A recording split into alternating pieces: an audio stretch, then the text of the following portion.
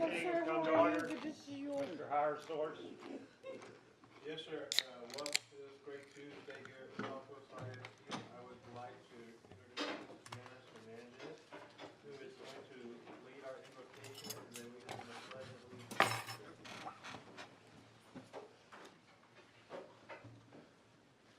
Almighty God, allow us to collectively bring reflection and wisdom to our meeting. May we use our expertise and our judgment to contribute to the well-being of our students and the families that we serve. May we be listeners more than speakers, and may we always have in mind your will for the future of our district. In your name we pray. Amen. I pledge allegiance to the flag of the United States of America and to the republic for which it stands, one nation, under God, indivisible, with liberty and justice for all. Honor the Texas flag. I pledge allegiance to thee, Texas, one state, under God, one and indivisible. Thank you, Ms. Hernandez. Yes, ma'am. Thank you.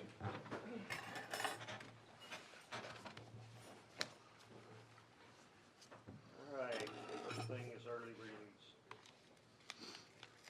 Sir? We have three items. The action today is Mr. Omar Ritchie is going to cover our early release waiver that we have to get approved through the board to send to PTA. Yes, this year has been a kind of an interesting transition year in that next year it's going to all be about minutes when it comes to TEA and attendance. Right? This year, like I said, being a transition year, is going to be the last time that school districts will actually have to apply for early release waivers in the event that they have enough minutes. We actually were told at the beginning of the year that we weren't going to need to do this, and then we were told something different at the end. So I'm sorry for this late request of this, but we're about 30 minutes short on our few early release days of being in that in compliance. So we just need this waiver to take care of that. We have plenty of minutes, and so we're not in danger of going under minutes or anything like that for any of this. So that's So basically going back to ask the board to kind of post-approve the early release dates that we had in our calendar. yes, yes. Question? Need a motion. Need a motion? I move. I second. Motion's been made and seconded. All those in favor say aye. Aye. Opposed, no. Motion carried. Low attendance days. Okay, wonderful. The other waiver, we actually tried to be a little strategic in asking for this at a later time, right? And that's the waiver for our low attendance waiver days. Whenever the ADA is below 10% of the average from the previous year because of weather or a security or safety type issue, we can apply to have those days taken off our books, right, for that one day. We had that one ice day earlier this year. For the entire district, that day was below 10% from the previous school year. So we actually can get a waiver to get that day taken off our docket, right? The reason why we waited so late is because in the event that there was a threat at a campus or something like that during the last week of school, if we had already submitted those days after that time, right, we might not be able to actually recoup those ADA funds by taking that day off. So by asking for this later in the year, they kind of gave us that last week of school cushion, right? And so, but how this is going to affect us is when we look at the ADA overall for the year, it will make a difference taking away those low attendance days. And we only had 3 of them throughout the school year. So by approving this, we'll be able to recoup some money from our ADA. Need a motion? So moved. Second. Motion's been made and seconded. All those in favor say aye. Aye. Opposed, no. Motion carried. Thank you, Omar. Okay, thank you. So the next one is going to be done by Lisa Bolte, and it's actually pretty exciting. I was a principal during this time when students didn't graduate because of a test. And with the STAR EOC, the legislature, by a movement out of the Woodlands, put together a plan in Senate Bill 1842, I believe, or no, Senate Bill 149, that allowed students who were not successful on STAR to do a project, and then therefore they got to graduate from high school. And so So that didn't exist for students under tax, and so the state has now come back to bring something into the plan so that those students can come back and actually try to receive their high school diploma. And we're very excited about that. Omar actually had run some preliminary data for us, but we only have about a year window of time. But we have about 200 students over the course of that time that can actually be eligible to come back and do an alternative project or whatever we decide, so that they can get their high school diploma. So we're excited about that, and Lisa's here to present somewhat of the details. So Dr. Fay pretty much covered it. It's taken the commissioner a year to come up with these rules for us, so we are asking that you approve this resolution to consider alternative graduation requirements, which will allow us to form those graduation committees for those tax and TOS and even teams students that are out there that have all their credits, but they just haven't passed a state test, and so they're not being able to progress in their careers and their lives because they don't have that high school awesome. diploma. Are we gonna plan like a little graduation or anything for them at the end? Potentially, so Yeah. the first target is to actually do kind of a mass mailing on, some of these people might have moved out of our system, so we'll have to work through public relations to some degree, and the first step is to do, see if we can actually contact them at their address that we had in our system during that time. How many years back are we going? All the way back to teens. Yes, all the way back to teams, so we're talking 30 years. Yeah. Rising ninth graders in 2011-12. Wow. After that, yeah, anybody before that one, all the way back to teens. Yeah, so it's pretty exciting. How many For those years, families. you say? 30 years of children that didn't. Sure you can't go back a little further? Like about 62? I don't think you had to pass a state test back then. Yeah, but you had to get out of school. You have to have the credits. You One still way have or to have another. credits. But do you get guidance from TEA on what kinds, I'm sure you do, what kinds of things you could ask the student to do? Yes. So we'll look at if they have SAT scores, ACT scores, TSI scores. There's a special cut for each, depending on which test they took originally. There's different cuts. They'll also, if they have any college hours, we'll look at that. If they have military service, we can use that. So there's a lot of different pieces, and then if they don't have any of those pieces, we can ask them to do a special project, if the board approves this resolution. So it's pretty exciting. Other questions? Made a motion. Second. Motion's been made and seconded. All those in favor say aye. Aye. Opposed, no. Motion carries. Moving down to item 6, demographic study. Yes, sir. That's me.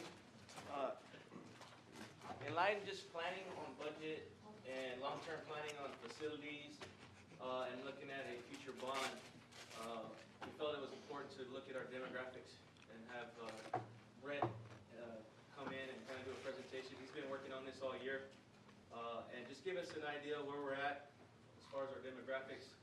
What's our outlook? What are we looking at in the future? And really be able to plan 3 to 5 to 10 years out and see what we're going to do, especially in our enrollment. And so he's here today, Brent Alexander from School District Strategies. He's going to share the study he has for us. And here's a hard copy Thank so you, you can kind of follow along. thank you. My gosh, we have to memorize this? You don't have to memorize it. I'll hold a copy for you. Yeah, part of it. This is the final. And so I'm going to turn it over to you, Brent. Okay, all right. Thank you, Brandon. Good afternoon. Good to see everyone again. Afternoon, sir. Like Brandon said, we've been working on a demographics update for the 17-18 school year. Today is I have the final version, but you're going to see several points in time throughout the school year for some of the data. But things are changing, and we'll talk about that here over the next 20, 30 minutes. But first thing I like to start out with each year is the current estimate for the total population in the district.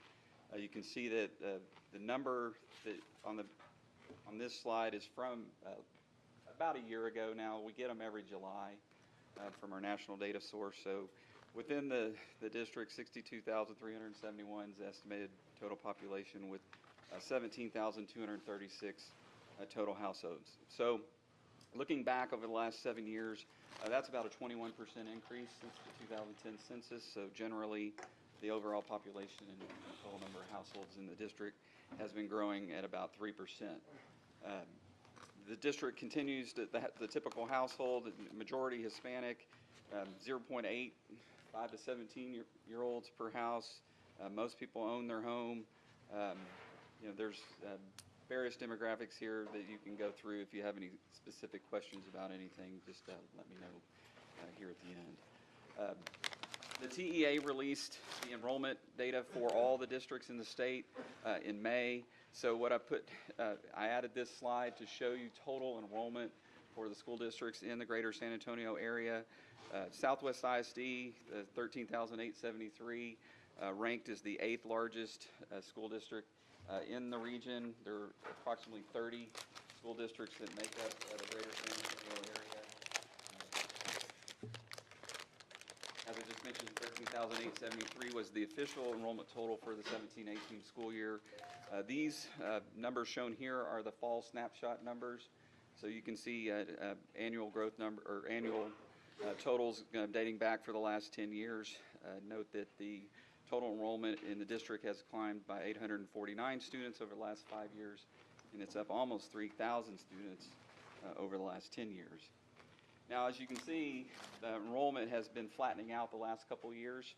We're going to get into some of the specifics on that, but here are your annualized growth numbers, the numeric growth at the top chart, the percentage growth at the bottom.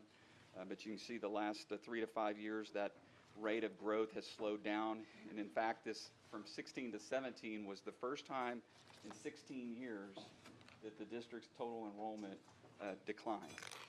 It was down officially 18 students. So over the last 5 years, the average has been about 1.3% annual growth. And since 2014, a little bit slower. Now here, you can see the district's enrollment growth compared to the other districts in greater San Antonio. 849 over the last 5 years, ranked 7th among the 30 districts. You can see how big Northside and Comal, they've added over 4,000 to 7,000 students. But Southwest still adding students, but we're going to talk about what's cooled it off here in the last couple of years more in just a minute. Okay, let's shift gears and look at some of the enrollment history by grade level and attendance level. This chart shows attendance level in 2-year increments back for 10 years. Notice that pre-K, the middle school numbers, and the high school numbers continue to trend upward. Where the district has lost enrollment is at the elementary level. And in particular, it's been since 2015. So you can see that it's fallen back from 16,284 to just above 6,000 students this school year. Where is that within the elementary? It's really concentrated at the lowest grades. Enrollment totals for kindergarten through 2nd grade have fallen back to the lowest numbers that we've seen in 5 to 12 years. You look at the numbers for middle and high school, and you have record class sizes scattered through that. So over the next several years, you're still going to see big numbers at the middle and high school, but I want you all to be particularly aware that there's a smaller set of grades that are coming up behind that. So we're looking at class sizes that average 1,100 or more in the middle grades, but behind that are ones that are into the 900, 800. So you have a built-in decline coming behind if the housing market doesn't come in and fill that in. Can you tell right now if that's due to the birth rate or if that's due to our charter? Great question, because that's where we're going. Okay. So that is the first. The cohort survival numbers are in your report. I'm not going to jump into them too much. If you have a question about them, please ask it. Your question is right on. The first thing we go to when we see those K through 2 numbers drop is what's happening in the birth rate. Well, the birth rate is shown here for the 4 major zip codes that make up the district. That's the blue line. We've moved it 5 years forward to compare with kindergarten enrollment. What we see is that the birth rate has been flat over the last several years, while the kindergarten enrollment has been going down. So the answer to it's not the birth rate that is impacting the district's enrollment totals at the lower grades. If anything, you see in 18 and 19, those totals are for 2013 and 2014 in births. It's trended up. So kindergarten should begin to trend up again if the correlation stays. But there are other factors at play which we're going to cover here in a minute. There's a couple other charts in the report that have some more characteristics of the student demographics. Student population is now 92% Hispanic. It's generally been 88 to 92% over the last 10 years. There's a couple slides here that shows how the district compares to neighboring districts as well as Region 20 in the state. Economically disadvantaged, 82.3% of the students are on the federal free and reduced lunch program. Note that that's in the top 5 within the San Antonio area. South San Antonio and Harlandale have 91%, and then Southwest is right there with Somerset. So those numbers are pretty high when you compare to the region and the state averages. Okay, so here we go with the main the point that is showing what's happening at the lower level. This is a great report that comes from the TEA. It shows the number of students that live in the district but are attending school in another district or charter school. Notice the orange, that's what you can see in the orange bars. Look at the trend, pretty consistent from 2011 through 2015, but if you're 2014, but since 2014, the number of students that live in the district that transfer out has increased by 643 students. Pretty remarkable increase, but I want you to know that this is something that's happening in a lot of districts across the country as we see the charter school numbers begin to grow. So basically, what you're seeing here is the impact of the charters beginning to compete for your students. And so I have added a few slides here that show the breakdown of where that, these are the students that are the locations of the districts that they've transferred in from. I'm going to move on to the transfer out numbers. You can see there in the middle, transferring out to other public school districts, the numbers transferring into San Antonio ISD over the last 3 to 4 years have gone from 50 to 95. The others have been pretty consistent, but Lackland's taken a few more. But the main thing is that you've lost more to San Antonio ISD, and then in that other category, it's a whole bunch of districts that have 6 or less. So cumulatively, that adds up to a pretty big number. But this is the real story for what's happening at the elementary level, and in particular, IDEA, their campus there just north of Indian Creek Elementary has really impacted the district's enrollment at the lower level. You can see that their total enrollment from students in Southwest ISD was only 47 in 14-15. It's now 447.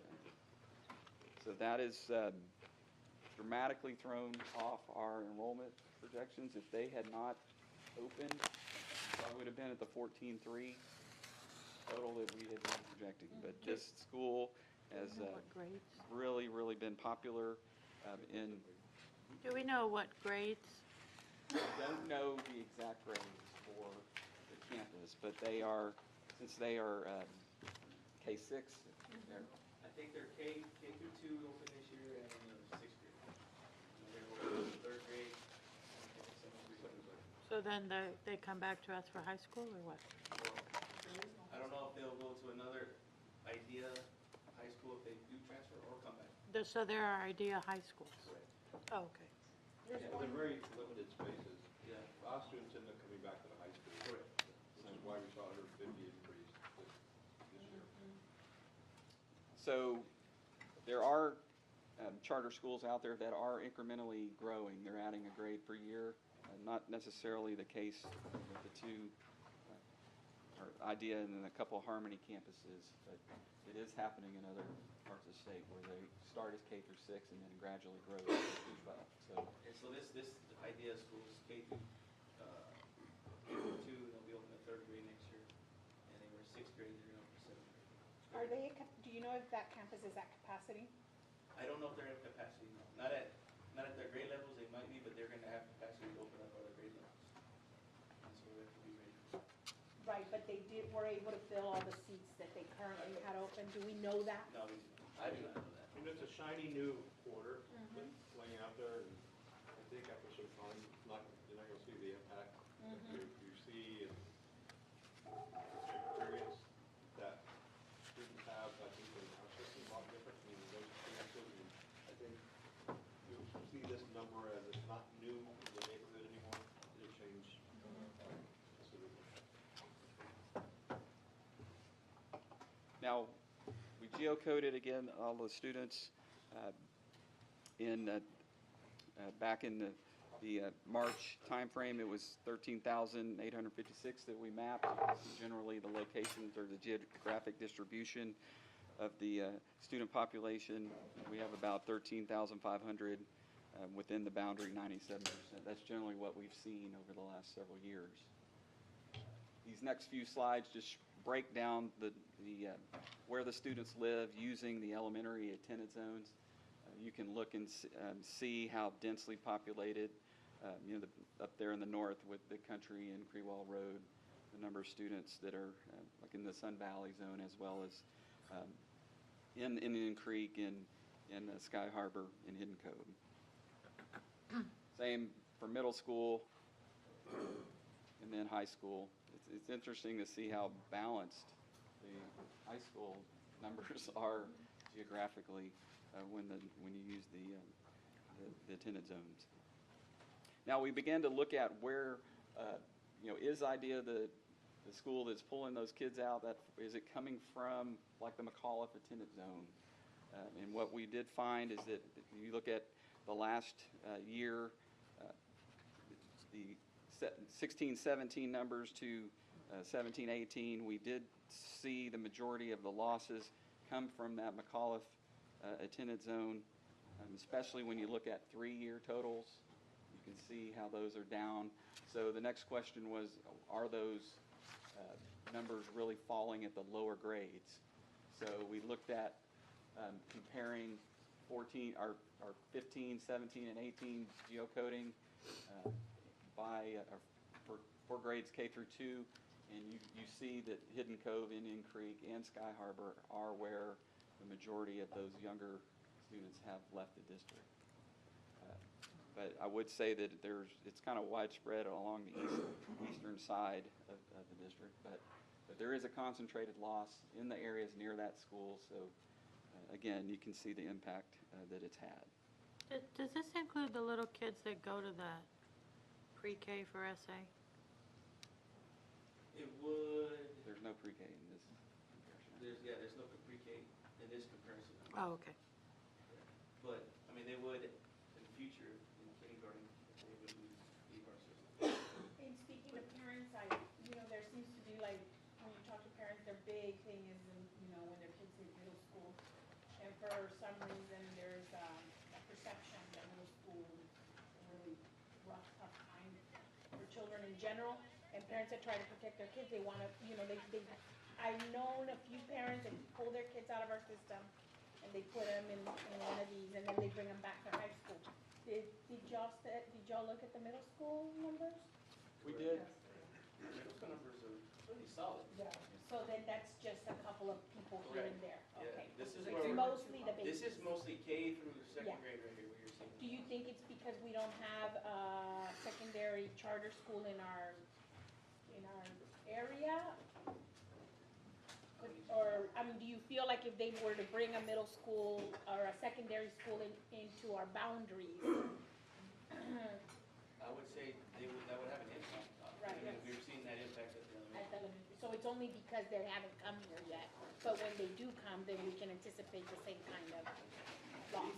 I think we have a generation of parents who choice is something that they really want and appreciate, and so I think it's incumbent upon us to have a system that has really great student outcomes, opportunities for students to be college and career ready, and to be able to market all the things that we're doing. And, we used to be engaged now we're finding out that we have to market as well as our competitors for those students, so that, you know, I think we are very much a reflection of what society looks like post-high school and where our kids graduate into, and we serve all students. I'm going to say it's not necessarily the case. I think for other alternative opportunities, but that's appealing to some parents, and you know, they're going to make choices based on what those schools look like. We think we're a great choice. Yeah. We just have to market all the things we do and all the choices we make. One of the conversations we had earlier this morning was planning a summer walk to go talk to our parents, do a bit of the choices, to learn from them, and to invite them back into their neighborhood schools. But there's no replacement for the neighborhood school. Absolutely. At all. So we have to do a better job of telling that story in our system. Right. And I'll say that, going back to the sheet where it said the records, where we had pink was the highest records, and then the blue, which showed our lowest numbers. Our pre-K, we had the record number this year, pre-K, compared to any year. So we have about 619 kids in our system right now, pre-K, Okay. come to a Southwest ISD elementary.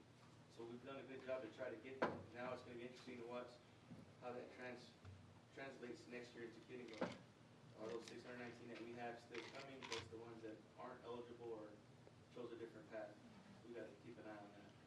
That's the key. So one thing I would look at, you know, it's no IDA, I don't mind saying it, it's like a funnel. So in early grades, you know, you have the big part of the funnel that kind of says where there's more students involved. And as the students go through the system, you get to where the funnel gets very narrow. Well, when those students get very narrow, you can say things like, oh, 100% of our kids go to college. Well, yeah, because everyone else went back to a different system. So you can be very selective. And so what Texas, I think, as a state has to look at it, are we really for all students? Do we really believe in all students? Or we just believe in all students who are in this one kind of category? If students don't come to school on a regular basis, they can be dismissed and they have to go to another student. If you misbehave, you're going to go somewhere else. Public schools in Texas who serve all students don't get those options. We have to work with the family, work with the students, and find success for every student in the system. And so you have these two competing systems, and one gets a lot of noise around it because, you know, less than 100%, but no one looks at all the kind of leftover students who were started on that funnel who are now in another system that someone else is serving. And some of the students take a lot more money to serve because they have other needs. And those aren't necessarily the students that go to those alternative options. That's all I gotta say about that. That's right. Well, the good news is more people want to be here, and the builders are trying to make that happen as fast as they can. So we're going to move on into the growth drivers section, which has a particular focus on the new home market here in the district. These first few slides are just macroeconomic slides for San Antonio region. Know that the housing market at the end of 2017 and into the first part of this year has grown to the highest levels that we've seen in 9 to 10 years. So very strong across the region, and that's because we've seen prolonged good job growth. So you can see here San Antonio unemployment rate down to 3.5%, almost 19,000 annual net new jobs, historically right at or just below the long-term average for the past 10 years. Healthy numbers throughout the different employment sectors. All of these interest rates are moving up. They have climbed over 4.5%, but generally they have remained near 4% this entire housing cycle, which has continued to drive the market. So generally, the conditions for new home building are very strong. The number of homes out there that are pre-owned on the market, that black line across the middle, that is historically low inventory. So that means that it's really hard to find an existing home. So it just helps the new home communities sell even more. Here are the numbers for the district for the pre-owned sales on an annual basis. There at the top chart, the median sold price history. You can see that the number of houses turning over in the district is increasing, but keep in mind it is a great time to sell your house, especially if you at the lower price points. There's just not as many of those around across the market. But even look at the price appreciation of the existing houses or existing solds, just under 100,000 in 2010. It's grown all the way to almost 158 being sold. So property values have increased. Now, we looked at that increased number. Has that been concentrated in one particular area? The answer is no.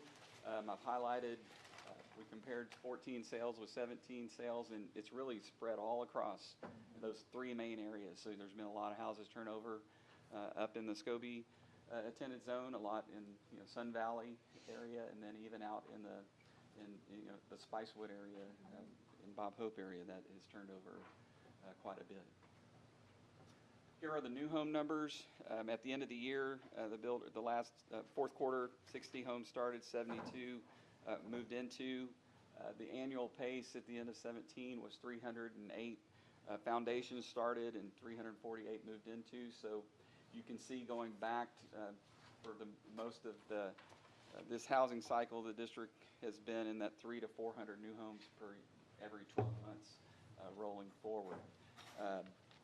One of the things that's happening is that the district is running through the lot supply, and we'll talk about that in a minute as that's about to change. But the housing market, compared to the other school districts, ranks 10th, 348 closings. You can see the high concentration that are done just along 1604, but they're the majority are in Northside ISD. The top neighborhoods here within the district, Solana Ridge continues to be the top producer. D.R. Horton Express Homes, they're doing about 96 homes per year. Cremona Hills, where KB's building, they're doing about 60 homes. The Amber Creek, where KB has been the builder, you can see there on the second line, they're out of lots. So one of the things is you can see these neighborhoods are 96, but only 85 lots left, or really they're down to within 2 years of running out of lots. That really is an important story. But the numbers, Sun Valley with Solana Ridge, Sun Valley is seeing the most new home construction amongst the elementary attendant zones. If you look at it from middle school attendant zone perspective, it's 2/3 in the Scobie attendant zone. And then from the high school, it's Do you have any projections for the new subdivision there on 1604? we're not going to talk about that. We are going to talk about that? Okay. So the existing was the existing pre-owned, or the pre-owned sale was about 158. New home wise, it's about 181 on the median. So that's up another 1.8%. The majority of the houses are on the lower end of the price spectrum compared to all of San Antonio as a whole. But here's what I've been alluding to. 246 new lots were delivered in 2017. They're down to 258 at the end of the year, so the developers have started 286 more. You can see them all listed there in blue, including the 51 dormant lots at Tesoro Hills that have been dormant for almost a decade. So And those are not dormant anymore? nope, they're building houses all over those. Which ones? Finally. In Hidden Cove area? Hidden Coves. Behind the school, Mhm. where they said that they couldn't build there for some reason? It's on the other side of the drainage. We got a picture of it. I'll show you the. On the side of it. Yeah, he'll pull it up right here. Wow. What's the name of that subdivision on All those. 1604? The new one. What's the name of that new subdivision? You're right here? on 1604? Okay. All those lots have been, they were started and then abandoned during the recession, and now they're, Right in front of the They're up jail. in there. so, I'll show you some pictures. What's of the new name of the lots. one? So these West are, Lakes, the new one? Tesoro, yes. So when you go into, come back to that. These are first week of January, so even when you drive out to Stone Creek, the Armadillo has put most of their homes up on these lots already. So Where is that? this one is in Big Country. Are they almost sold out in Stone Creek? Well, they have a whole nother phase. On the same side as So this is Scobie? What you Yeah, but see I'm here. talking about the new phase, because it looks like it's sold out already. Yeah. So they should be moving into this part right here. Yes, is very close to being finished. Because right now, I think it's probably the highest priced area, right? Yeah. Most of these homes are in the 200s. At Ray Ellison and 410, the Freedom Hills Ranch, if you remember, a couple years back, we were talking about the Freedom Hill Ranch apartments coming in. They are finished and open and leasing those. They should be close to leasing out the entire complex. More lots were developed in Freedom Hill. This portion right here is Southwest ISD. In fact, this whole little section where the homes are initially are Southwest, but the border with South San Antonio literally comes right through there. So they started with those homes. Carmona, here's 410 back to the west. They've just continued back to the east. They've continued just to build all the way across. Is that Solano Ridge right there? Yes, right here. Where's Carmona Hill? Right You here. see my sister's house? So they're all the way down into their final sections. Now, what'll be interesting to watch is as they get down here, do they acquire any of this additional land next to them? Right. Which is what we've seen Solana Ridge do, is they get almost to the end where they're almost out, and then they have another pod. So speaking of Solana Ridge, so there was 14. That was one of those sections that they acquired a couple years back. Horton has finished that one. And now, when you drive into the Section 12R, which is just west of the Walmart, they're building houses up down the street now. We looked at Tesoro. Lucky Ranch has started development on the large portion on the southern side. Recall that this one is split between Medina Valley ISD. You do have quite a few students here in the Phase 5 that was finished a few years ago, but there are several lots there on the east side of the line. The majority of the building is west of the line in Medina Valley, and they've added an elementary school in there, so it's really jump-started the community. But there are several 100 more lots that are in Southwest schools. This is 410 and Highway 16 on the south side. So KB is getting close to finishing the Misiones development. They have started development now on Palo Alto, the replacement for this. So they've got a couple hundred more lots right here. All this is graded out. So if you drive down there, it's pretty interesting. A lot of stuff is happening now on the south side. The preserve at Medina Valley.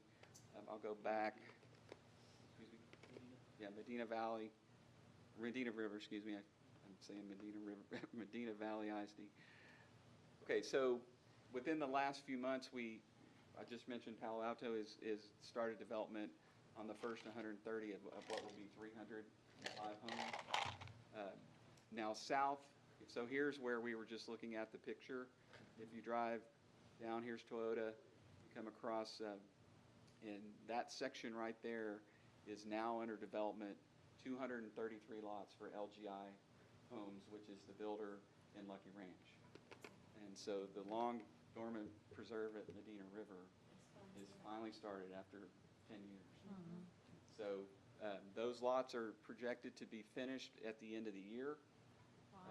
And then, so we're going to see models probably around Christmas or around Super Bowl time, and then the spring selling season, they're off and running. So you're going to start to see new houses in there by the summer and students coming in from that point forward. So they're going to do an additional phase of 267 lots. They're supposed to start that in the summer of 19.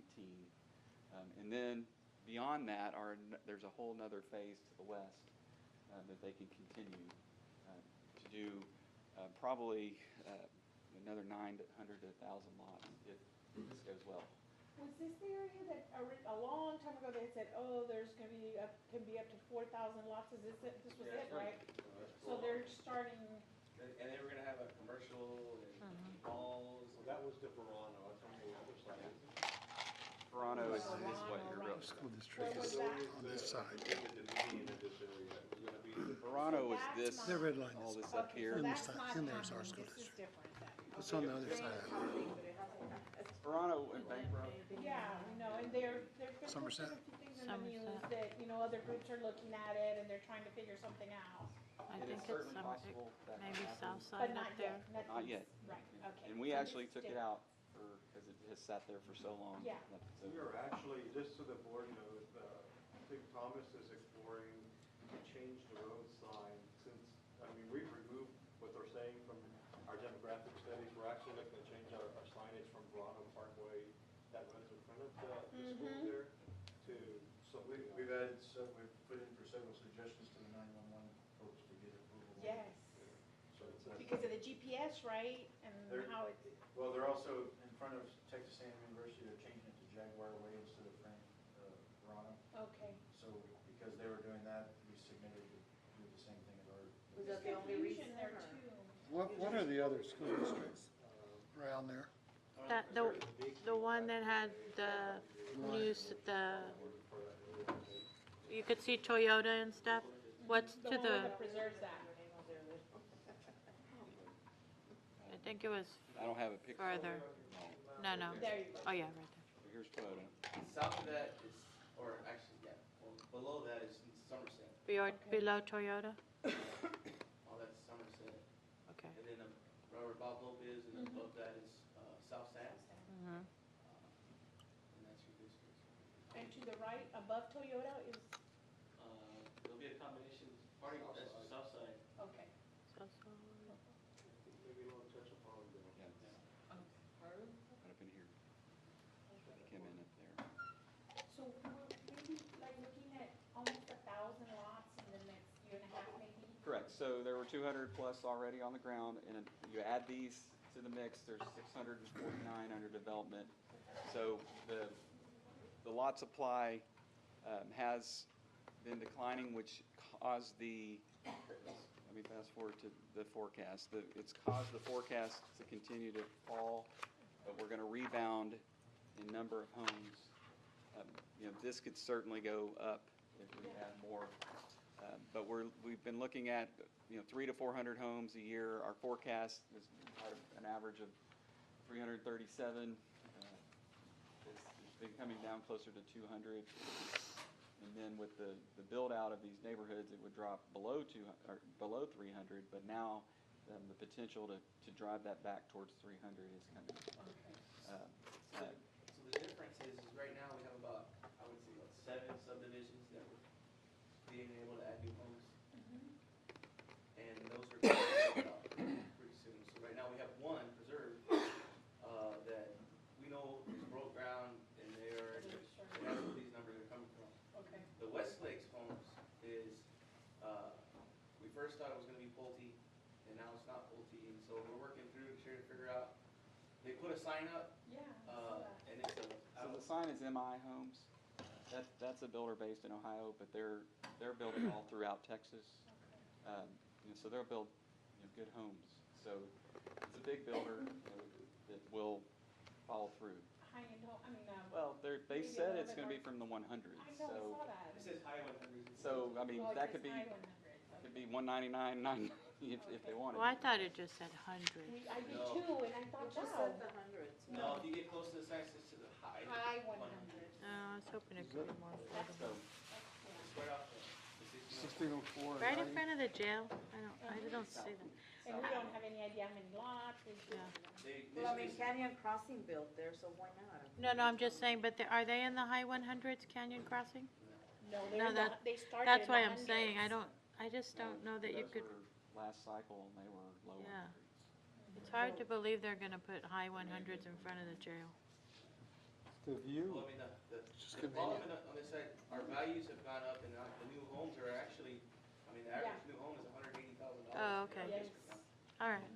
It's not, when we take 180,000, 190, now it's a normal base home. compared to- Yeah. That's just the way it is. Yeah. I mean, it's a lot of money, but, They're very north of that, their pricey. average home is 260. Yeah. Yeah. Yeah, a lot of new home neighborhoods in San Antonio are starting at 170. So it's a big change. It's been a big fast rebound, basically. Where is Westward Point? Where is that in our school district? It is the east side of Stone Creek. It's Big Country. We don't Oh. have westward, Okay. any It's just westward. the ones, there's a section. We do? It's a little section, it's in our boundaries. Really? Have you heard Darryl Morbach? anything about Verano, or do you hear anything in your research? about whether they're still coming, they're not coming, they're completely out?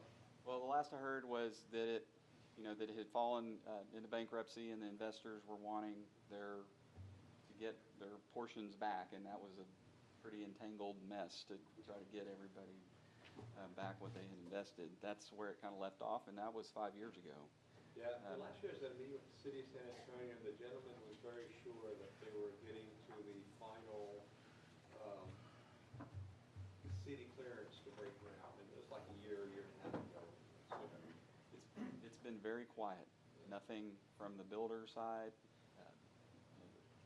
I had conversations with some people of the city a few years back. They were talking about the focus from the city being downtown and putting their efforts there as opposed to South Side Initiative, all that.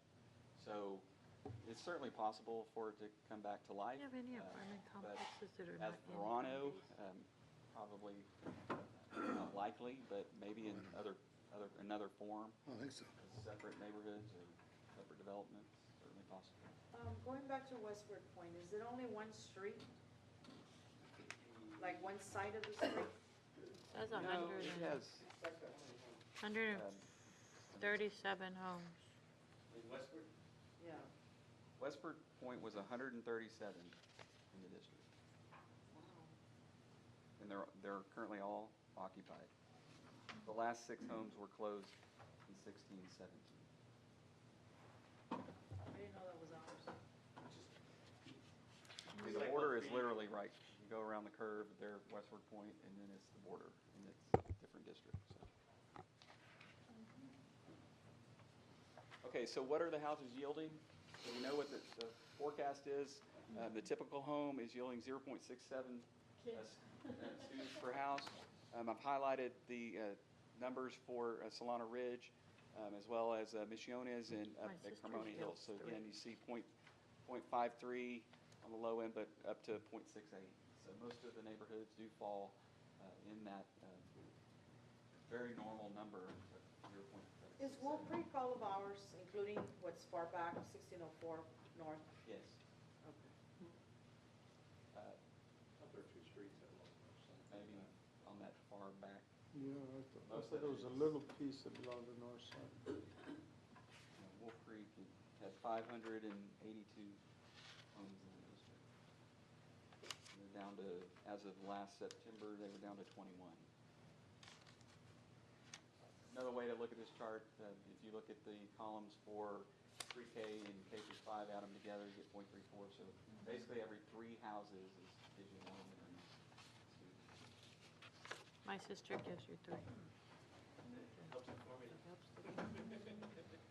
Apartment-wise, these numbers, so when you have income-assisted Section 8 type numbers, you see higher yields.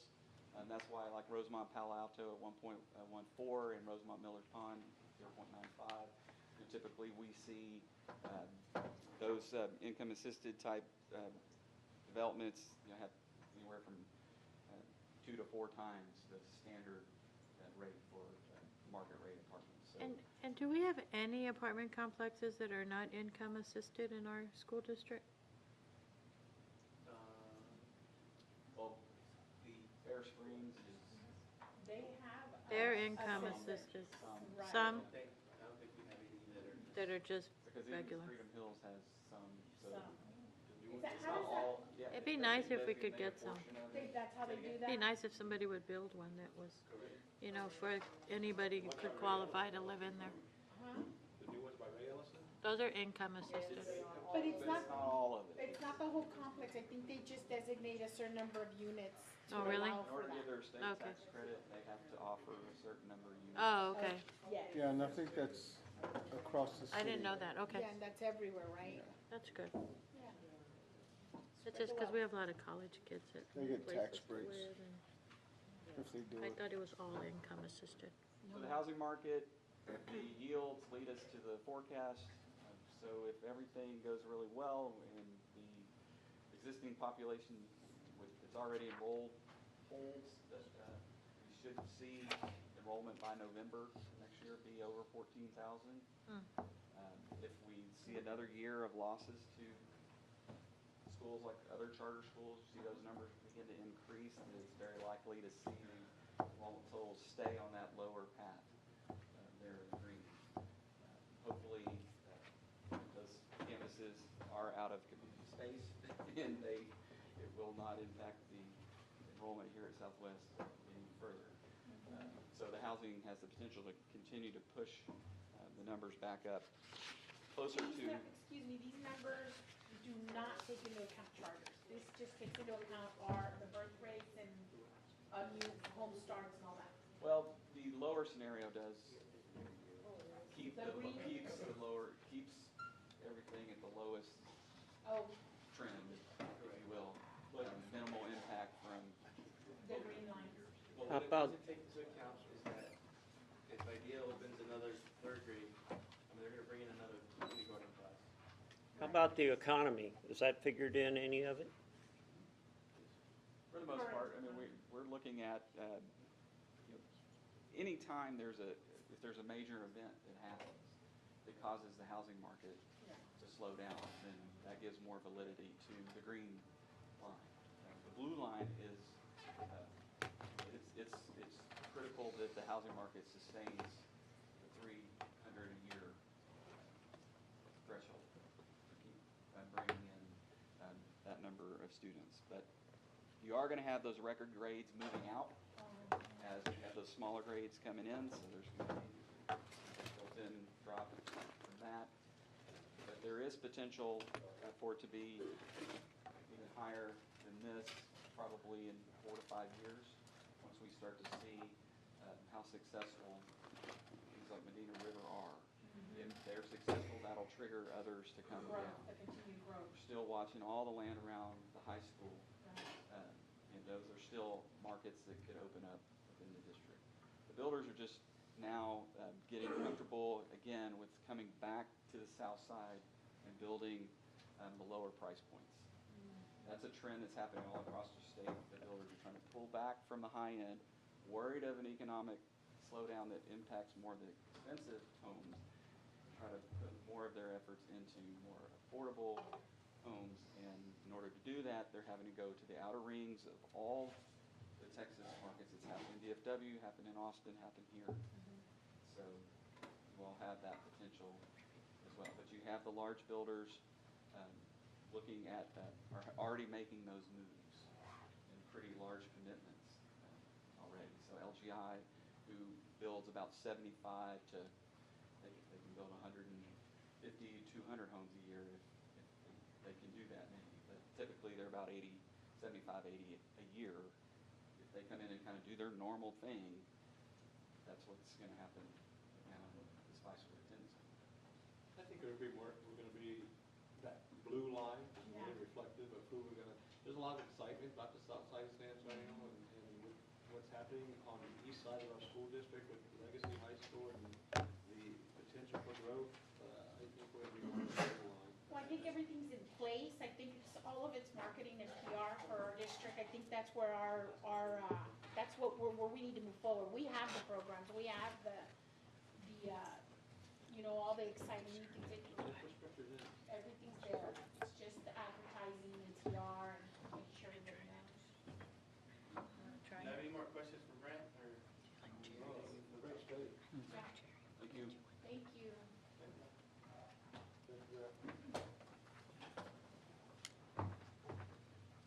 All right, the next thing on the agenda is pre-K 4.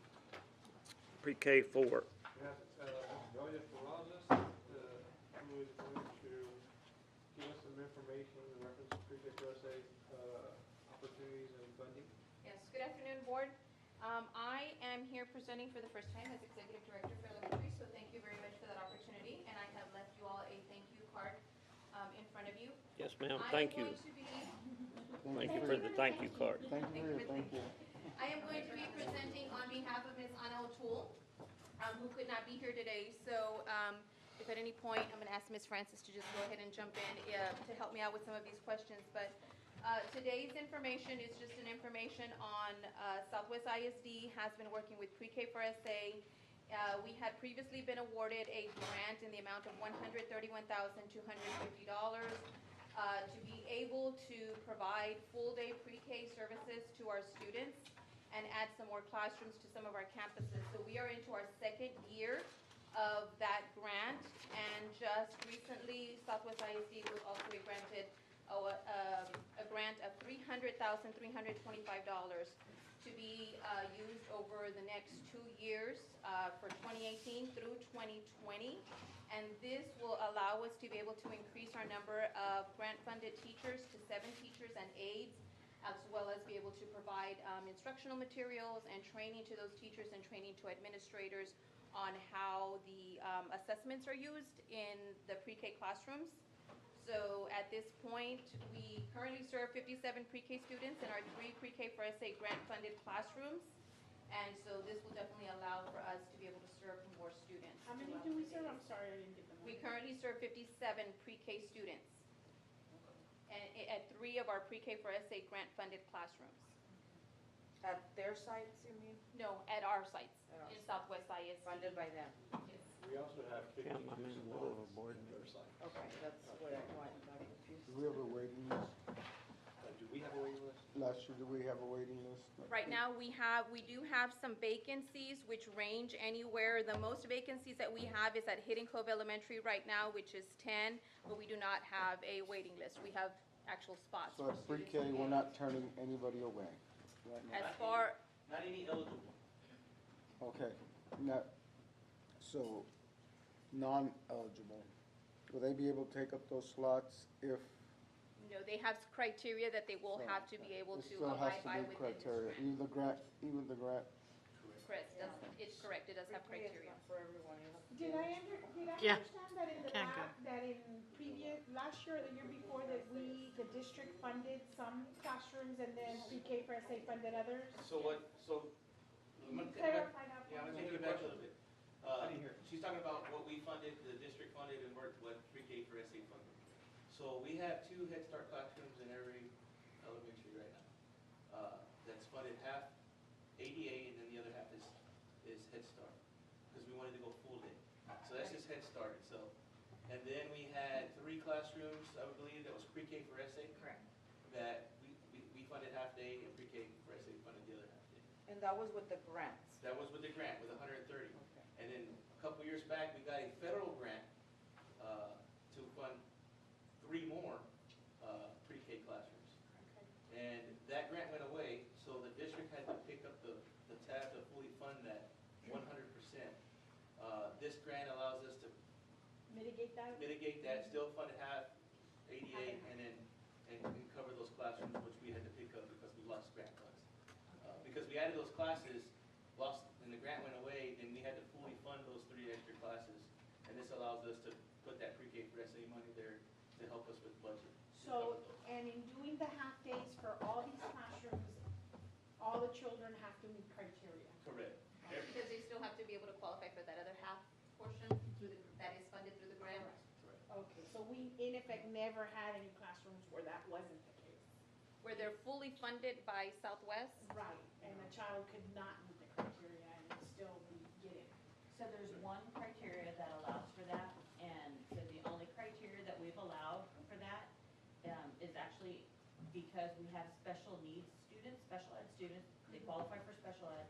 Special ed is not considered an at-risk criteria for pre-K.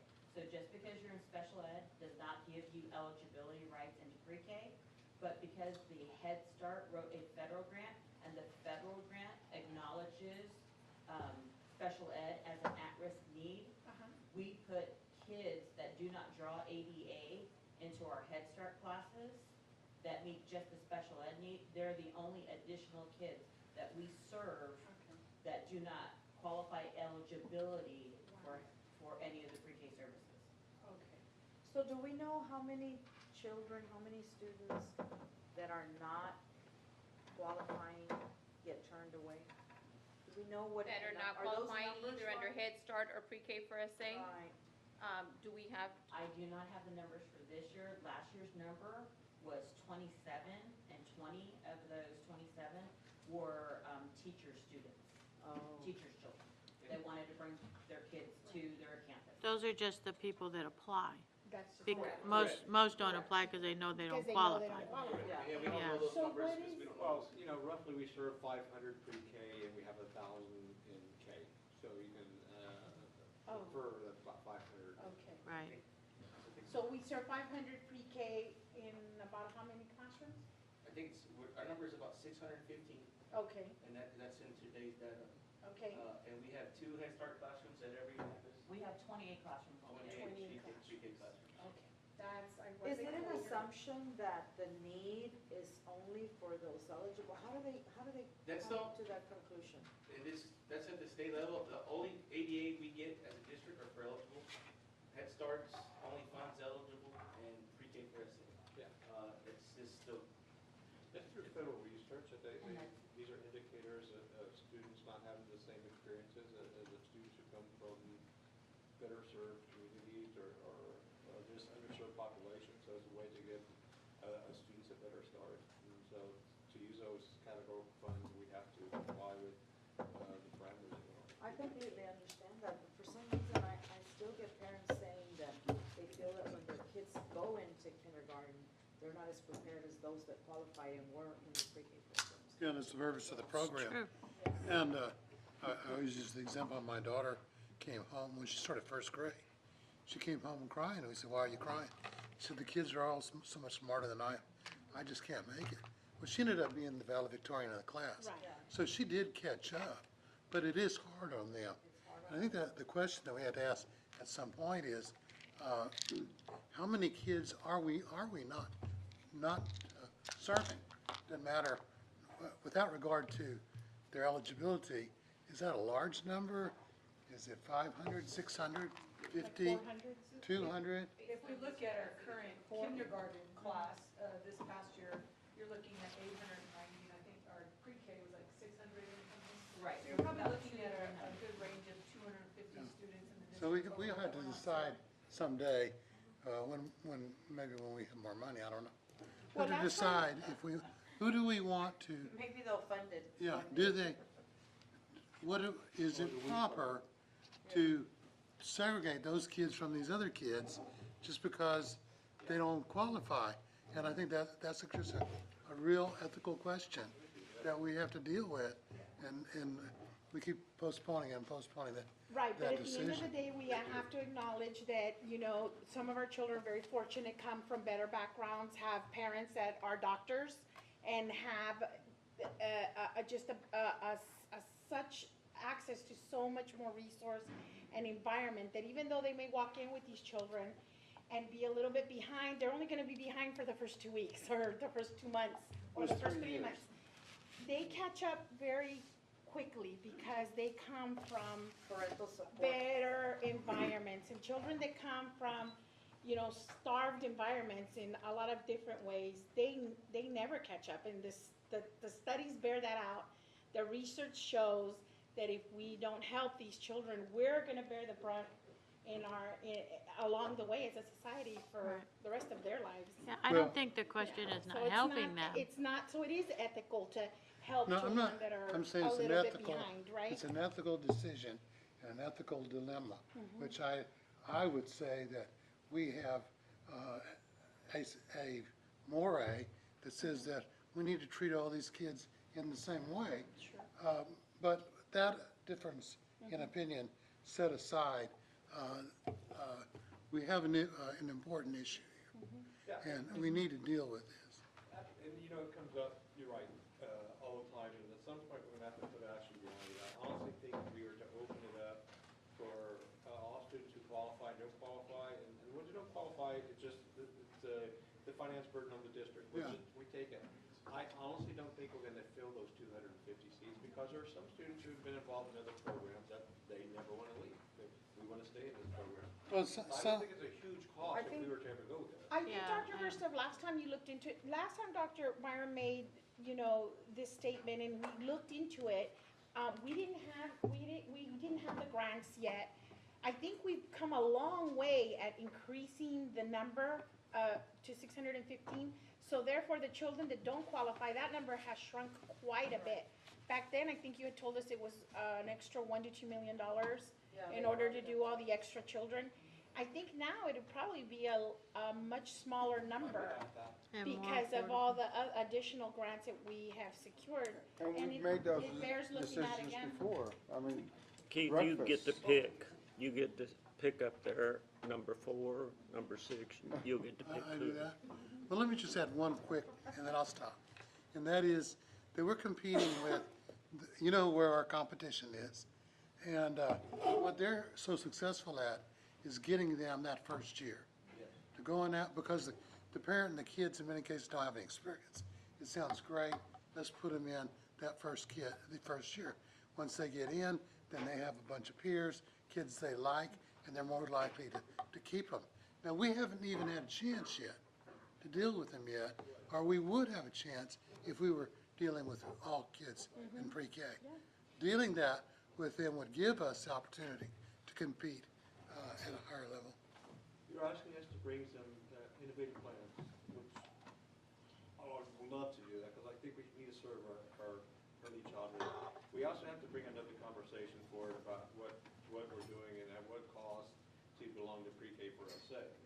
We have 52 slots. I can promise you probably about 60% of those students never come back to their district. They go to an alternative choice. And that could be, they're gonna go to an alternative choice anywhere. It could be because of experience where they are, they're already started that pathway. Their friends are going there, Right. all kinds of stuff. And we're receiving $700,000 over a 2-year period in grant from pre-K for SA. So is that worth the trade-off and receiving good PD through the pre-K for SA? So we have to really kind of put numbers on paper. Is it worth the trade-off that our students who are taking those 52 slots are gonna make a choice to stay in that trajectory, or do we end that relationship and offer that opportunity here in our own district, and we give away the $700,000 and the really great PD that comes along with it? And so, yeah, there's some choices we're gonna have to make, think in the future about where we go. Well, You're talking about which slots? What slots are, We have 52 slots with pre-K for SA at Over one of there. our 4 centers. but I thought that was separate from the $300,000 It is grant. separate, it Oh, is. okay, so But that's. of those 52 slots, those students are not coming back at the number of 52. Oh, okay. But maybe 20 of them, I think, right? We looked at the numbers, it's about over 50% are choosing it not to Right, come but back. if we don't participate in that, we don't get the $300,000 We don't, Seven. my understanding. or $700,000? we don't We need would that. qualify for a grant, but not at a certain level where we do Yeah. by being a participating district. So that's the trade-off, that we take the 52 slots, but then we have the ability to request grants. Yeah, we wouldn't get it to the level. Up to the Finally level get that we the get. participating Okay. students. I don't think But- pre-K for and SA is access to good for PD. us. Just get Right. That was part of the memorandum, wasn't it? They discussed that about throughout the, as time went on. They do we some were- to provide professional. For your grants, because we are participating, not only do we get more points in because we already had a relationship with them Correct. and we follow their methodology, Right. but in addition And the to that, testing too.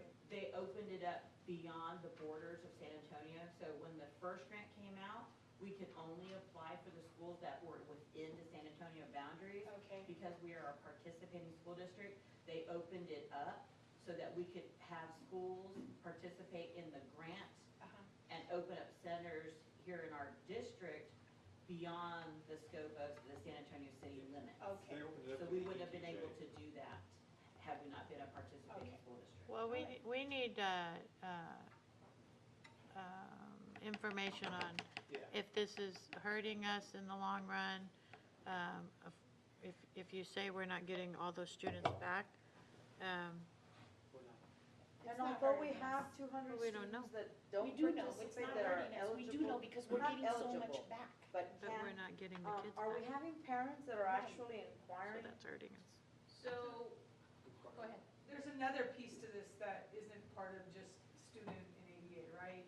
Is that through that agreement, Pre-K for SA provides a plethora of professional development to our district, and it's something that Bob Hope, Spicewood Park have really invested a lot of time in this past year. It's almost next to none type PD that in years past, we haven't really bought into that. But in addition to the ADA and student enrollment piece, and maybe we're not getting 100% of our kids back to our system, but what we are getting is a professional development that is,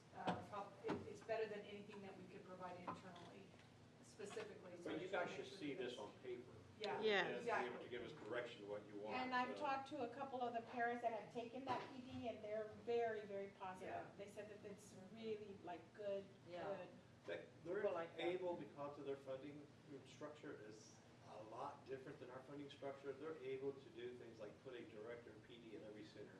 That center's for 1,500 students. So, you know, their structure is a lot different. But what they're willing to do is because of that, and because they operate off the 1/8 sales tax, plus our flow through that we pay them, I think it's like 30,000-40,000 a year. Yeah, we're giving them a lot of money. Half the ADA for those 52 students that we don't serve, but we get to collect the ADA, we're flow through, and we get to keep like 5 or 10% for overhead costs. So by serving those students, we're able to create a partnership that's different, and if we get out, we're gonna lose that partnership, we're gonna lose the PD, we're gonna lose those opportunities. The grants. But we need to show you what happens, and I don't know if those 20, let's say half, 50% go somewhere else. I don't know if those 26% parents are gonna make a choice to go somewhere else anyway. Right. We don't know Correct. if that's different. We don't know if it's costing us no slots in the seats.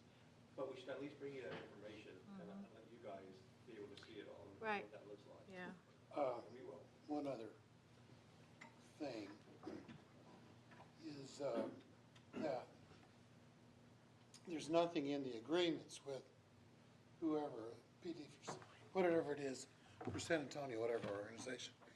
There's nothing that says you can't send kids who don't qualify. Yes.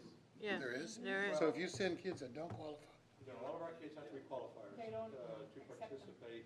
Now, for their total You can number- pay though. You Yeah, can for pay, their it's total number, super expensive. They've allocated 10% of their overall slots for tuition base. Yes. Yeah. but what about in our own schools? Now what? In our schools? In our agreements with Head Start and also with Pre-K for SA, it specifically says that the funding that we use in that. I'm not talking about the funding. I'm not talking about the funding. Can we have a kid who doesn't qualify go to, In that classroom. No. well, can they go to the school? Yeah. They can, but we get no funding for that. To our school or to a We can pre-K pay. for SA center? Yeah. Our They can apply to go to a pre-K for SA because they do 10% for tuition base. And it's more of a, they do more of a lottery. Yeah. So they do have 10% of their students are non-qualifying students. They built that into their structure. He's asking about us. In our own In classroom. our system, ours, I wish I think we need to explore that more because I don't know. Even if we there's a way pay to do for it, that. we'll pay 100%. Can they be in the same classroom as the other kids? I don't think they'd be in the same classroom. No, They they could be in can't? the same They building. cannot be in the pre-K. or- Okay, so they have to be kept in It'll be a separate complete separate pre-K classroom. classroom. Well, what do other schools do? Those are things you can find out. They do the same thing, if they go by eligibility. They do. So there are no schools in San Antonio that offers it to all kids? Somerset does. I think that's a whole other session. Yeah, we'll take the information, They're we'll bring violating the more law. information, we'll explore what's going on. That's a whole nother session.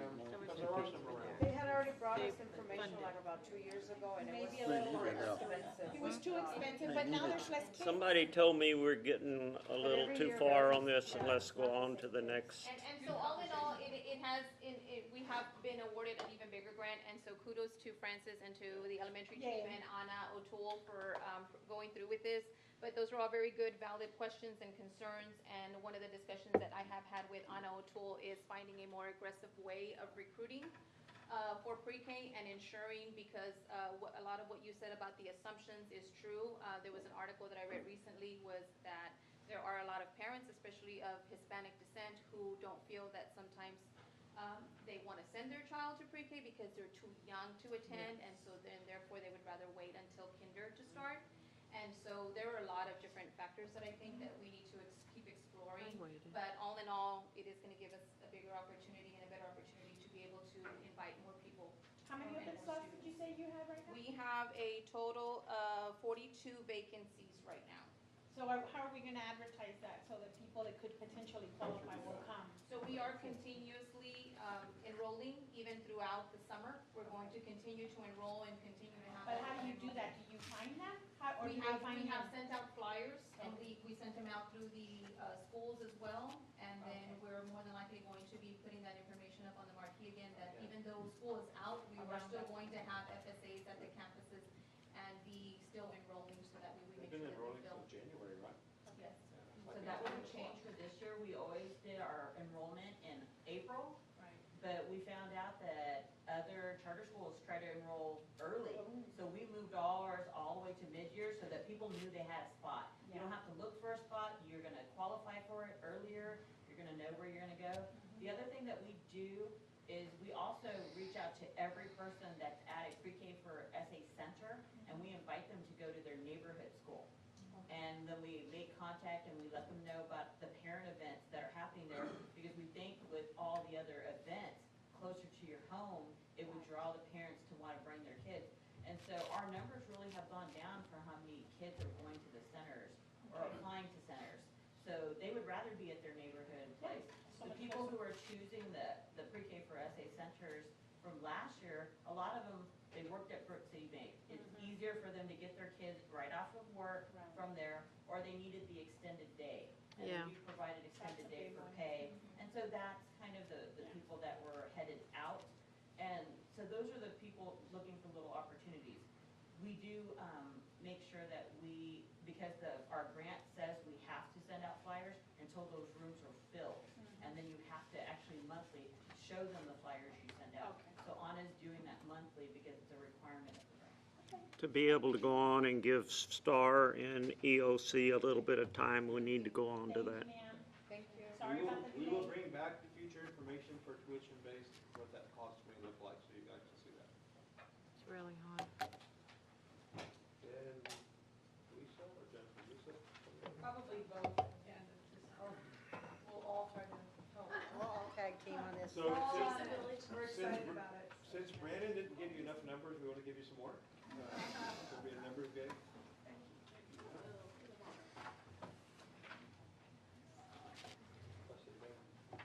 When we originally got the results back, while she's passing those out, Thank you. especially for STAR EOC, we were a little bit, I don't know, discouraged, I guess, but when we really broke it down to first-time testers, we're very excited about the results that are coming out of our algebra and eighth grade, and then our English course for the first time in the history in EOC. So excited about that work, and looking forward to the next couple of years to do that even better.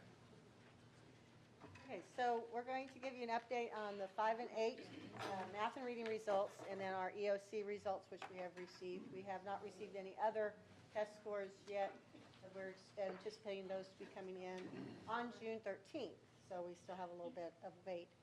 So you always ask, where do we compare to everyone else? So we thought we would start with, how did we do compared to everyone else on the first administration of 5th grade and 8th grade math and reading? So you can see, as we look at the Bexar County schools, for 5th grade math, we were Alma Heights, Northside, and then us. And then for reading, we were Ember. Plus 8%? Yes, we really had an increase in reading of 8%. So we stand next to our neighbors for 5th grade math and reading. And then 5th grade. For 8th grade, most of the 8th graders took Algebra 1, and that's not known at this time in terms of comparison with our surrounding area. In 8th grade reading, you'll note that we are number 4 at 71% with a 3% increase. So that's super exciting. That's the first time we've seen a real kind of, I know it's only 3%, but it is. So we're excited. But we're up there. We like positive movement. So 5th grade math, first administration, you can see that we have a lot of schools that at the first administration, we were in the 90th percentile. So a big shout out to Southwest Elementary for that first round, being at 99% of their students achieving approaches. We also put on this slide the meets and the masters, because that's going to be very important for two things. One, we really want to make sure we're moving all students, not just concentrating on those, getting them to just pass, but also to make sure that we're moving other students to those higher levels of achievement at the meets and the masters level. And we do see that we have the same kind of growth reflected in those columns also in the And also keep in mind that approaches mean if they're approaching grade level, the meets is they're actually on grade level. So the scores for us in math in particular, because we've already kind of set ourselves kind of ahead of the pack in math, is that when you look at meets and masters, when you see the type of gain that we're seeing there, we're really setting up this population of kids for greater success when they move into advanced academics and into AP courses and college readiness for our high schools. And so I think this is the first year that we've seen this kind of significant change around meets and masters, where in the past, we've always looked at kind of the approaches, which is, did they pass by the state standard or not? But it wasn't necessarily aligned to be, are they on grade level or not? And so we're definitely moving that needle as well, and we're really super excited about that. The double-digit gain is really areas to look at. And you can see in that, there's 9 of them there, with 90% of them double-digit being in meets and masters, and that's really incredible. So, and there's areas that are, you have to go back and explore why you have an 8-point gain loss or a 9-point loss, but double-digit gain is really what makes it so it's interesting. What did Southwest do, elementary school? Did y'all put in some, like, extra Well, helpers, they or had what the did you highest performing cohort from grade 4 in Okay. the entire district last year. That's the first Okay, thing. all right. That went into the fifth grade, right? Okay. And so, other than that, I know that the teachers in that particular grade level are pretty stellar. Okay. And so. The fourth grade or the fifth grade? And it'll be interesting to see how campus is fared in 3 and 4. There's not really Miss Solace in the 5th grade. She's always been solid. She's a good teacher. So then we had another test, and both the first and second grade, administration scores will be put together for the accountability for both the district and the campus. And after the second administration, you see we have almost all of our elementary students in the 90s for their approaches. Yes, awesome scores there. And we have very high numbers at the meets and the masters level also. So, and those scores will be used in the accountability calculation. So this is the April administration and the May administration. How did this, if they pass that either point, it would be in the numerator for that calculation. So moving on to reading. First administration, we had gains across the board at every elementary, which is very exciting to see. And when you look at needs and masters, the majority of them were also moving the needle with those students also. This was our area where we had our literacy focus in the elementary, so very exciting numbers to see these gains.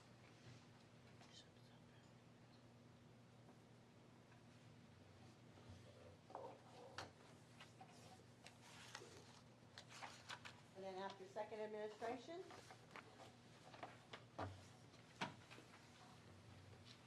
see the scores there.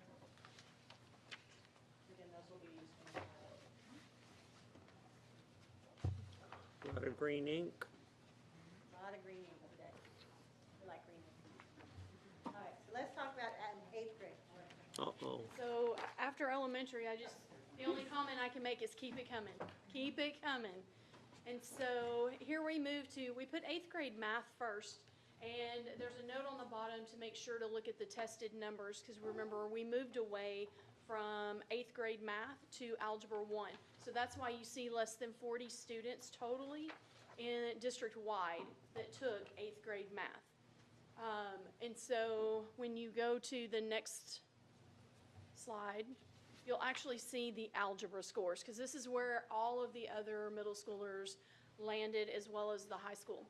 And so when you see a bunch of red going down, it looks a little terrifying. I don't know about you. I see red, start getting scared. Start looking at the shift in numbers and percentages going down. But then we need to take another look. What is the reality? This is by cohort. So what this means is last year, if I were a 7th grader at any of the middle schools, those were my scores. Scobie 64%, McCullough 53%, Resnick 64%, McNair 64%. This year as an 8th grader, I didn't take 8th grade math. I took Algebra 1. You'll notice that every single cohort went up in their percentages. So yes, when you factor in all the numbers, it looks like we went down, but when you track them by the actual students that are sitting in their testing, everyone increased. And Resnick had double-digit gains in their meets and masters. So we're very excited. Yeah, super excited. For our first baseline, can't beat that. But you're still comparing math to algebra here. Just Seventh for- grade, correct, as you can see. It's not the test compared to the test, but the relativity of, these students were performing in the 60th percentile-ish percentage points. When they turned around, they increased that on the next grade level test. But that, okay, so they got 64% in the algebra test. In seventh grade, they were in Oh, in seventh grade seventh math. grade, And then they accelerated beyond eighth grade math into Algebra 1. And not only did they score in that 60th percentile, but they raised their percentiles. Okay. So we went from testing like 40% in eighth grade algebra and 17 to 100% in Yeah. 18. You want to cut the apple in half. Apples comparison? Yes, ma'am. Okay, that's, Yes, ma'am. so the Oh, more sorry. rigor with the rigor increasing, the scores increase. Yes, ma'am. And project, and you think about it in the terms of projected quality of life outcomes, is that these kids are earning high school credits, and they'll be able to take some of the more robust programming that Southwest ISD offers, because they will not be sitting in a testing environment or retesting environment, so it just makes total sense to move in the direction that we did. And your students that are the ones who want to go in those high-end programs that require a lot of math, this gives them access, where a lot of times they would have to access in the summer in order to even to get to Calculus BC. Now they're on track, and next year we are moving, we did a readiness test for the sixth graders, because you still have some high flyers in sixth graders who will accelerate 2 years and go to Algebra 1 next year as a seventh grader. Wow. It can be done. Just so you guys know, we've had a request for information from the Express News, so obviously this is a story the Express News wants to tell. We are the largest district that has done this in eighth grade at the level of saying, you know what, we're going to influence and direct all students into rigor at the eighth grade level. In seventh grade, they'll experience seventh grade math, pre-algebra opportunities. Eighth grade, they're all going to challenge for high school credit. And so they collected that data from us, reports from us last week, and Leah Malik is working on the story. I don't know what the focus of the story will be. We hope it's about pushing rigor. We have a great baseline, and students did good compared to where they were the year before. So you never know, but we have provided the information she's requested. It's hard to like explain though. I hope they understand what it is that happened, because if they You send it don't in green? understand, I thought Somerset had done this. Somerset did. Not to our level. I think you're talking about 1,000 students at Southwest, and I think at Somerset like 200. I mean, they've Us done, larger. we We're actually larger. learned from them. We actually We did have a larger site numbers. visit and learned what they're doing and came back to make it applicable to our district. it was a big leap of faith for us, because it's a lot of kids. And Malik actually did run a report preliminary just based on eighth grade data, and the spending is actually pretty positive. So it'll be interesting to see how she spends what's happening with Algebra 1 schools across the city. I think we're trying to lead to show that kids can challenge rigor. Yes. They're Yeah. not going to be just as good as they were in regular math. And like Joanna said, they're getting to their graduation requirements earlier in their school experience. which It's motivates them to huge, do better. Lloyd. Like, my niece is a sophomore. She's gonna be a junior. She has taken the test to be able to do dual credit, the math one. TSI. The TSI a couple of times. She cannot pass it. And so she cannot do dual credit. She just has not passed it yet. She has not passed it yet, but so she tried in her freshman year, she's trying her sophomore year, she's trying, but, you know, she didn't have that rigor in middle school, so now she's kind of hitting a wall, and she's trying to overcome it. So I'm glad that these kids, if they're gonna hit the wall, they're gonna hit it in seventh and eighth grade. And hopefully they'll overcome it by the time they're in high school, they can take those three credits. The rigor is always good. And don't be too hard on her. There are things on the TSI test that she hasn't gotten to yet in math. No, and the bottom line is she does band and she's extremely committed, so she hasn't put in the time into that math piece, because in her mind, you know, the band is her priority. Oh, I thought you were saying it's Richard's fault. That's what I heard. Always band's fault. She loves her band. Always band's fault. The Washington DC trip was a priority. So funny. Is that about it? Some of us need to work on our bucket list, whatever that might be. All right, so we're going to continue 8th grade reading, first administration. You can see that there were a couple of dips. And then when we went into second administration, kind of got our act together a little bit. We're up in the high 80th percentiles in those. Both Resnick and McCullough making also gains in the meets and the masters. Guess what? Cohort though, when you do an apples to apples, those 7th graders moving into 8th graders, every single cohort went up in double-digit gains in the meets. So very telling, and that's super exciting to be celebrated for those kids for sure, and the teachers and admin that put in so much work. Why was it different though, for the reading? SSI, I mean, your 8th grade year is an SSI year, I'm sorry, I'm jumping in over you. No, what do you mean different? Okay, so in the math, I understand where we had to do the comparison apples to apples because some kids, because of the algebra difference. What happened in reading? When I compare this, it's straight numbers, right? So last year's 8th graders, they were scoring 87, 81, 80. This year's 8th graders, which is a different cohort of students. Right. And sometimes your cohorts do not perform the same. Correct. And so when you go back and I take the same student, where were you in 7th grade? Yes. Now where are you in 8th grade? I want to see, and you notice I titled it value added. I see. At the end of the day, we want to add value to every kid, every year, all the time. You walk in with $5, you leave with $6. Right, I understand. Where can I enroll? My bank account could use that. So now we're to the high school level. First-time testers in English increase across the district, and Southwest High School got baseline data for Legacy. First-time testers, English 2, more green arrows. Super excited about the meets, especially in English 2. That seems to be, English is the one we keep getting stuck on, and it's not near like the math is because of the rigor of that test. So any green makes me happy. Yeah, we had games. I'm going the wrong way. There we go. So do y'all understand when she speaks to rigor of the English test compared to algebra tests? And I know we just got through celebrating algebra, right? But in order to pass the algebra test, you need a much lower raw score, percentage score, than it would take for you to actually pass the English test.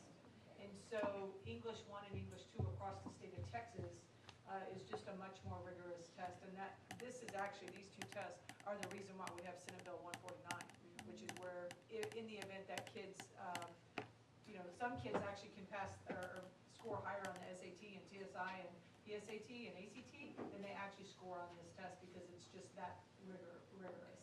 And so the difference in what you have to do to perform well and actually meet those benchmarks that the state has outlined, either approaches, meets, or masters, is just far different than what you see in algebra.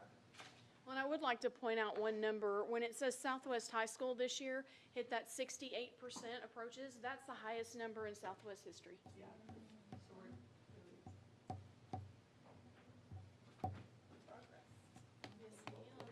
Biology, U.S. history. U.S. history has the wrong arrow. Should be a red arrow. You do history really well, huh? it's kind of, we do, but so does everybody else, right? Okay. And so we kind of flatline around that.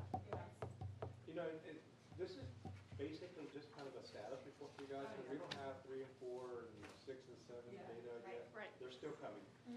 So there's going to be more information, but where we are, we see really great indicators that there's exceptional teaching going on, there's exceptional learning going on, and we hope the rest of the report when it comes in reflects along the same lines. So we just want to bring that to you. I'm sorry, go ahead, you have another slide? A great point, because these are all the checkpoints that the state says you have to meet these for us to say, yes, you're promoted to the next grade level, or yes, we'll recommend you for a high school diploma. So, I mean, just like on that elementary piece, the more green arrows only builds our pipeline stronger and stronger. Right. So we had one last piece we wanted to bring to you. It is the Children at Risk. Every year they put out a report on their gold ribbon schools, and you would notice that 4 of our elementaries are considered gold ribbon schools. They look at 3 criteria for elementary. They look at academic achievement, relative performance to other economically disadvantaged schools, and then student growth, and it's all based on STAR scores. So we're very excited to see 4 of our elementaries represented in the top 8 of the children's gold ribbon schools. Appreciate it. Thank you you. very much. Dr. Verstoff, what have you got on your list there, sir? I just want to make an announcement. Today is the last day of school. Yeah. 2017, 18, not the last day of work. Well, it's been so much fun. Don't you want to do it over? I want to thank everyone in our district. You know, I think we really have, we don't ever really stop and pause enough or to talk about all the people, because all these numbers are really some caring adults who are passionate about what they do and they answer the calling of teaching. And so, you know, we get the privilege of sharing the numbers with the board, and folks in here get the privilege of actually working with the teachers directly about making that happen. I want to say thank you to them, really commend them for, I think, it's going to be another banner year of student outcomes, of course, in our training with Holdsworth and other entities. We want to change our conversation from outcomes to leadership and have those conversations and let outcomes be kind of a byproduct of the leadership that we're trying to build in our system. That's a conversation later. So I've heard you guys about what information to bring. We also would like to bring information about potentially supporting our faculty with having all-day opportunities for daycare on a tuition base. We've had that conversation. It kind of parallels the other conversation about how we serve students in our own district. We'll gather what we can gather in that. Our summer office hours begin next Monday, June 11th, 7 to 5:30 each day. Closed Fridays, although I think we have some summer programs open on Fridays throughout the district. We'll bring an update on our summer programs or send it to you guys via email about where all summer school. I think we have, but I think we'll remind everyone. The employee banquets, Tuesday, June 12th, 2018, Southwest Cafeteria at 11:30. We would love to have you there. If you can be there, we'll send reminders out for June 12th. Then we have our next board meeting, June 19th, right here in this room at 6 p.m. That's really all I have. Do y'all have anything you want us to research and bring back? That deal about $5 to $6. If you could research that, I could use it. You ought to try to live on a teacher retirement. Sir? You ought to try living on a teacher retirement. You'd understand that 5 to 1. Yes, sir. Just want to ask, as we're planning and looking at future bonds, I kind of want to update the growth and planning committee. Many of the board members have a person that they nominated years back. I'd like to have you look at that and see if there's anybody else who would like to nominate. We're actually having kind of low attendance, not just people that y'all nominated, but overall. Trying to get more support from the community. So if you know anybody that you would like to nominate on the growth and planning committee, you can shoot that to me, give me their phone number, and I'll call them personally and invite them. And just the more voices we have for the community, the more people involved, I think it'll be great for our future planning.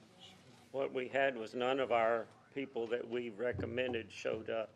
For some time now, but They should have for a while, but It's been around. it's been around 10 years.